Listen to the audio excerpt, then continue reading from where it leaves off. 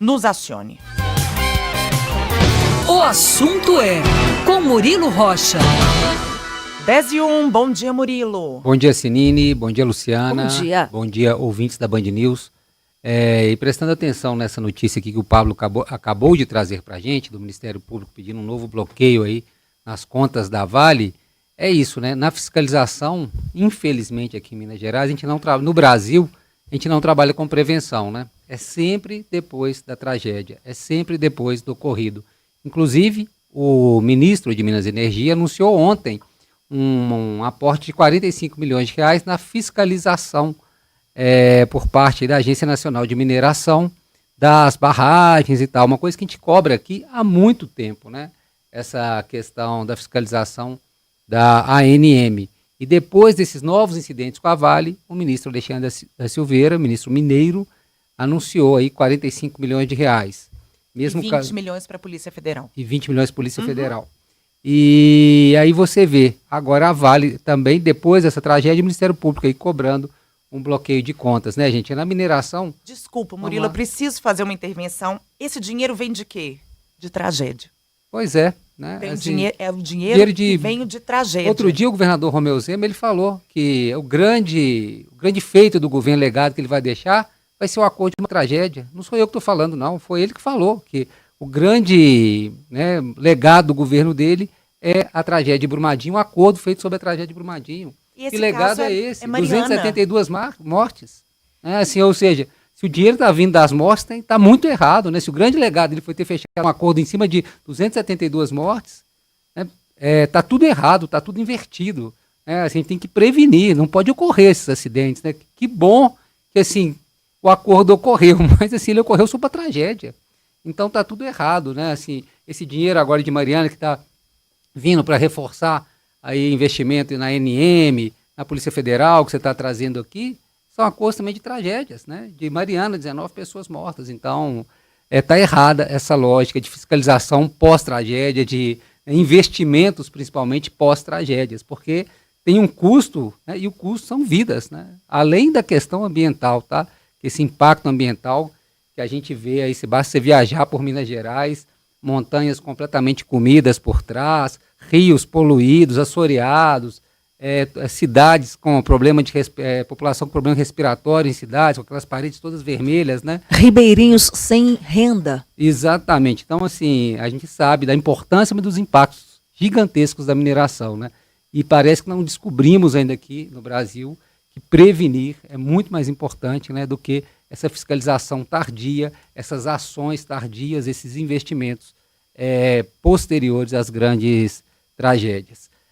Sinine, outro assunto importante que eu queria trazer, esse debate das escolas cívico-militares, né, que persiste, né, agora uma decisão do Tribunal de Justiça de Minas Gerais, referendando a primeira decisão do TCE, falando que não há recursos ali alocados que garantam o funcionamento das escolas cívico-militares e derrubando uma liminar em primeira instância que tinha dado ao governo a prerrogativa de executar o programa, falando que isso é uma prerrogativa do Executivo, que o TCE não teria direito ali de intervir.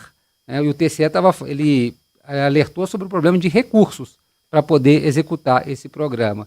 Eu acho que esse programa ele só pode ser implementado depois de uma longa discussão com a sociedade civil e especialmente com a comunidade acadêmica, né? Os professores, comunidade da rede de educação pública e privada de Minas Gerais.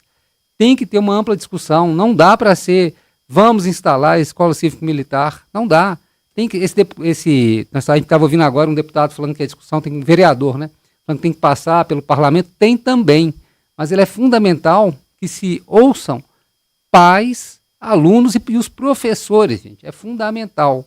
Outro dia virou piada aí, uma escola cívico-militar em São Paulo, o monitor, um policial militar, escrevendo descanso com cedilha, continência em vez de continência, escrevendo no quadro, virou piada. Isso é o de menos, tá? Isso é o de menos. Esse erro ortográfico, assim, gritante, né?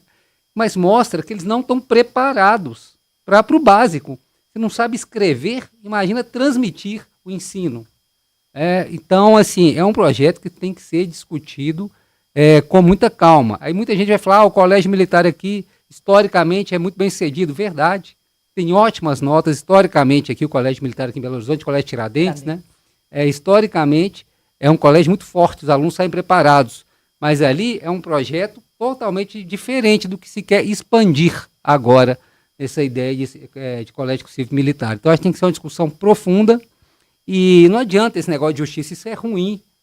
Cria uma insegurança, inclusive, para a comunidade, né, escolar, porque vai um juiz de primeira instância, fala que tem que instalar que o governo está certo, que é a prerrogativa do governo.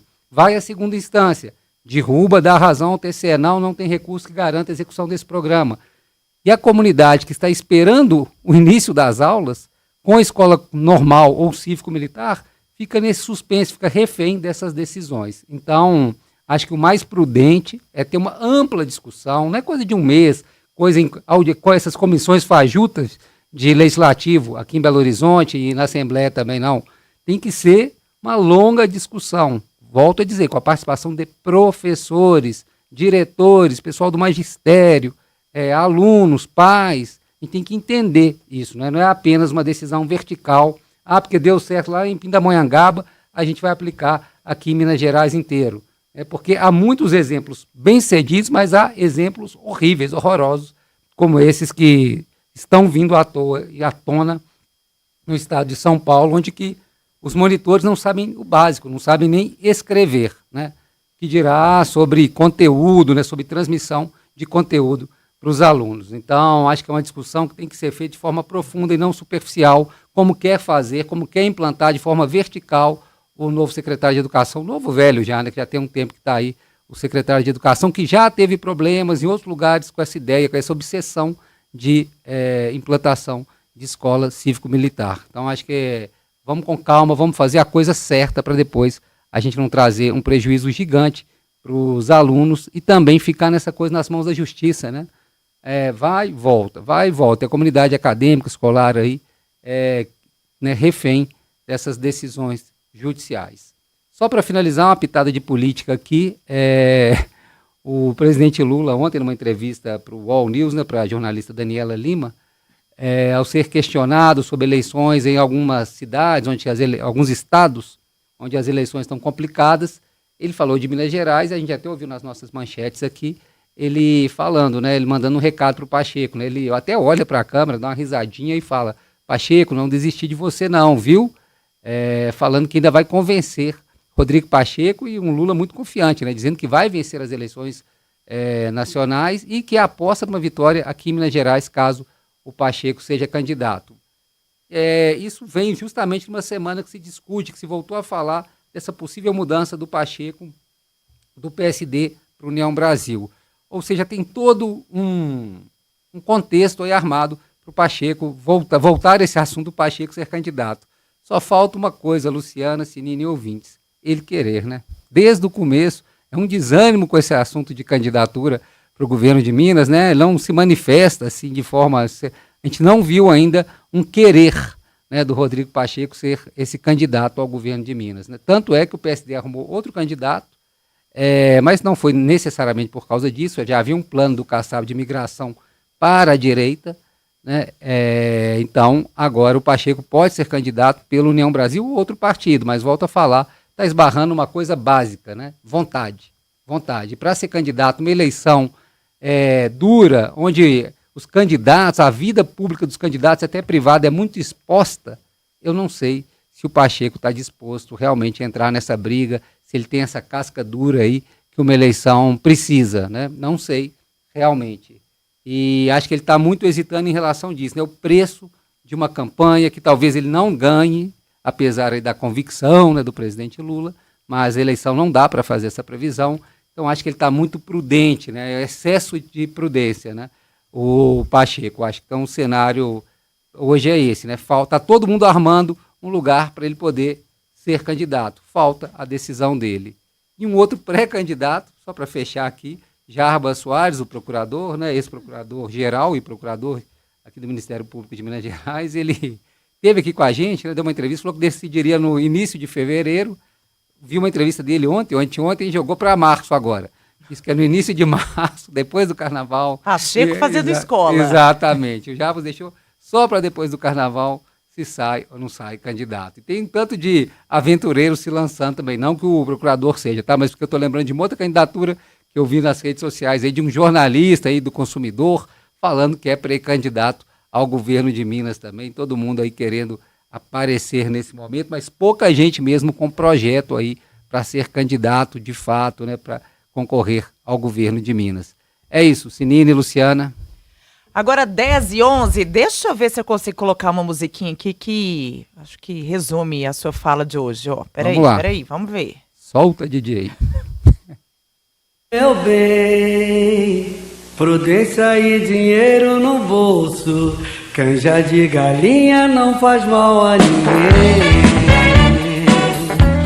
Tem gente que tem prudência até demais. Isso que eu ia falar, viu? E dinheiro no bolso também. E muito dinheiro no bolso. Mas eu vou te falar, viu? Assim, tudo da vida, gente, o excesso, né, é sempre perigoso. Excesso de prudência em política é morte, né? Política tem que ter um quê de aventura, um quê de risco, né? Tem que ter. E tá faltando isso pro Pacheco, tá faltando assumir esse risco, né? Tá prudente demais, comendo, né, caldo de galinha. Perfeito, prudência, caldo de galinha e dinheiro no bolso. 10h12, tem notícia importante agora. Daniel Martins, bom dia para você. Deportados dos Estados Unidos chegando aqui no aeroporto de Confins e entre os deportados, uma peça importante. Diga lá, Daniel, bom dia. Exatamente. Bom dia, Sinine, bom dia, Lu, Murilo, um bom dia aos nossos ouvintes. Uma das condenadas pelos atos antidemocráticos de 8 de janeiro de 2023 é deportada e presa pela Polícia Federal no Aeroporto Internacional de Belo Horizonte, em Confins. Segundo a APF, ela possuía mandado de prisão preventiva expedido pelo Supremo Tribunal Federal por tentar, com emprego de violência ou grave ameaça, abolir o Estado democrático de direito, impedindo ou restringindo o exercício dos poderes constitucionais. A mulher veio dos Estados Unidos em um voo de repatriados que chegou no terminal na noite dessa quinta. E junto dela haviam outros 4 foragidos da Justiça com mandados de prisão em aberto. 3 deles, inclusive, possuíam um alerta vermelho internacional da Interpol. Dentre os outros 4, havia um caso de homicídio qualificado, outro de posse ilegal de arma de fogo e munição, além de um caso de homicídio e outro de furto. Após a realização dos exames de corpo e de delito, os presos foram encaminhados ao sistema prisional, onde permanecem à disposição da Justiça. É cada carga que tem chegado nesses aviões, né, desses aviões de deportados, né, é cada um, né? É e cada agora história, uma condenada, né? Exatamente, do dia 8 de janeiro. E tem aquele outro caso que não tem nada a ver com deportados, lembra daquele brasileiro que está preso lá, que era um defensor do Trump, mineiro, aqui de Belo Horizonte, atleticano, viu, Daniel? Igual você. Aí está preso lá nos Estados Unidos, né? Foi preso pela Polícia de Imigração lá, e ele gravava vídeos aí, apoiando o Trump, criticando quem estava ilegal no país, né? Até denunciando outros brasileiros, falando para não irem. Agora está lá, se explicando lá para a justiça norte-americana, dentro dessa política irracional que o Trump aplica lá. Ele está lá preso. Claro que a gente torce pela sorte dele, né, que ele seja liberado. Só estou falando aqui da contradição, né, que agora ele está sentindo na pele, né, o que está ocorrendo. E esses voos de deportados, sempre essa caixinha de surpresas, né? Sim. Sempre alguém já chega aqui, já recebe uma argolinha aí no braço, né, já é algemado, porque tem dívida aí. Tem passado aqui na justiça né? brasileira, né? É isso aí. 10h15, brevíssimo intervalo, a gente volta.